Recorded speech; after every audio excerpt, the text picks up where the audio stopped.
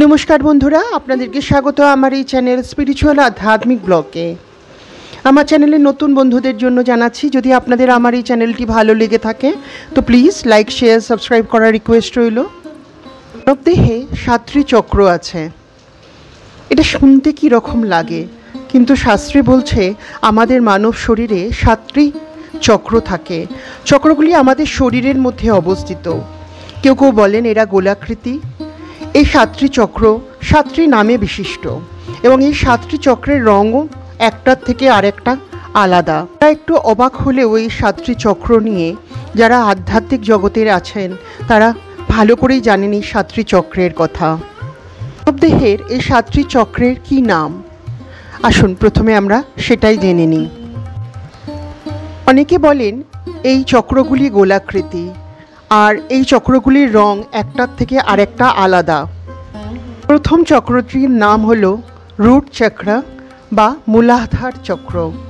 মূলের আধার তাকেই বলা হয় মূলাধার। এটি আমাদের পায়ুছিদ্রের ঠিক সামনেই অবস্থিত এবং এর রংটি লাল বলে কল্পনা করা হয়ে থাকে। এর পরের চক্রটি হলো স্যাক্রাল চক্র বা স্বাধিষ্ঠান চক্র। এর রংটি হালকা গেরুয়া রঙের বলতে পারেন। পরের চক্রটি হলো সোলার প্লেক্সাস বা নাভি চক্র বা মণিপুর চক্র। এর রং হয় হালকা হলুদ রঙের। এটি আমাদের নাভির ঠিক একটু উপরে বা একটু নিচে এই জায়গায় অবস্থিত। পরের চক্রটির নাম হলো হার্ট চক্র বা হৃদয় চক্র বা অনাহত চক্র। এর রং হলো সবুজ রঙের। এর পরের চক্রটি হলো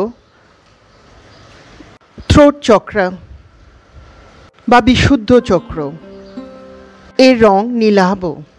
এর পরের চক্রটি হলো থার্ড আই চক্র বা আজ্ঞা চক্র বা তৃতীয় নয়ন চক্র। এর রং হালকা নীলাভ রঙের কল্পনা করা হয়ে থাকে।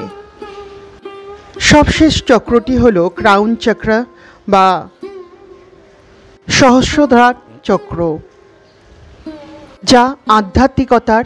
শাস্ত্রে বলা হয় এই চক্রগুলির দ্বারা মনুষ্য প্রকৃত আত্মার সঙ্গে তাল মিলিয়ে চলতে পারে এবং আধ্যাত্মিক ঐশ্বরিক শক্তিকে উন্মোচন করতে এই চক্রগুলি খুবই সাহায্য করে। বিভিন্ন আসন প্রক্রিয়ার মাধ্যমেও এই চক্রগুলিকে উদ্দীপিত করে উন্নত করা যায়। ধ্যানের মাধ্যমেও এই চক্রগুলিকে সচল করা যায়, প্রাণায়ামের দ্বারা এবং এই চক্রগুলিকেও সচল করা যায়। প্রত্যেকটি চক্রের একটি করে বীজ মন্ত্র আছে যা প্রতিদিন প্রশিক্ষণের মাধ্যমে উন্নত করা যায়।